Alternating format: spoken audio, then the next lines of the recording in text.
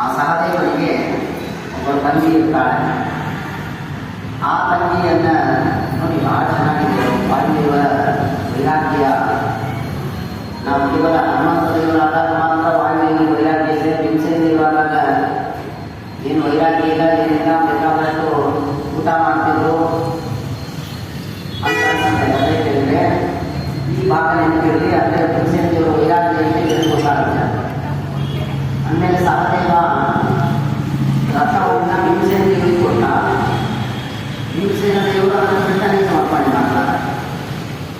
ಸಹದೇವ ತನ್ನ ತಂಗಿ ಇದ್ದವಳು, ಅವಳನ್ನು ಭೀಮಸೇನ ದೇವರಿಗೆ ಕೊಡ್ತಾನೆ.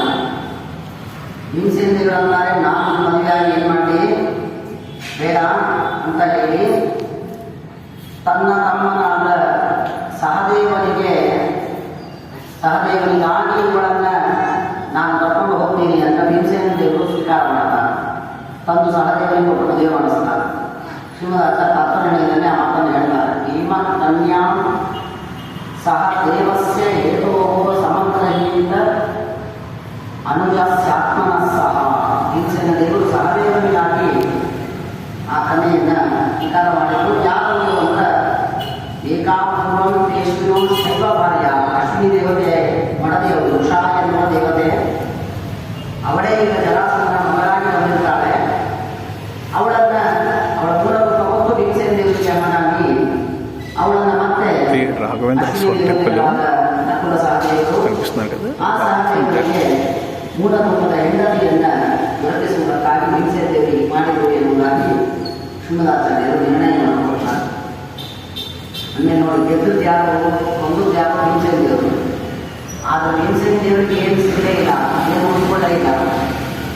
ರಥ ಕೃಷ್ಣನಿಗೆ ಕೊಟ್ಟು ಆ ವಿಷಯನ್ನು ಸಹದೇವನಿಗೆ ಕೊಟ್ಟು ರಾಜಸೂಯಾಗ ಧರ್ಮರಾಜ ಪುಣ್ಯಾತ್ಮ ಧರ್ಮರಾಜ ಮುಖ ಇವರು ಏನಿಲ್ಲ, ಸುಮ್ಮನೆ ಹೋಗಿ ತಮ್ಮ ಕರ್ತವ್ಯ ತಾವು ಮಾಡಿದ್ರು. ಆಮೇಲೆ ಏನು ಹೇಳ್ತಿರ್ತಾರ, ನಿಮ್ಗೇನು ಸಿಗುತ್ತೋ ಬರುತ್ತೋ ನಿಮ್ಮ ಕರ್ತವ್ಯ ನೀವು ಮಾಡಿ, ಕೊಡುವುದು ಬಿಡುವುದು ದೇವರಿದ್ದಾನೆ. ಆಮೇಲೆ ಕರ್ತವ್ಯ ಅಂತ ಕೇಳಿದ ಕರ್ತವ್ಯವನ್ನು ಮಾಡಿ ಎಂದು ತಿಳಿಸಿಕೊಡ್ತಾರೆ.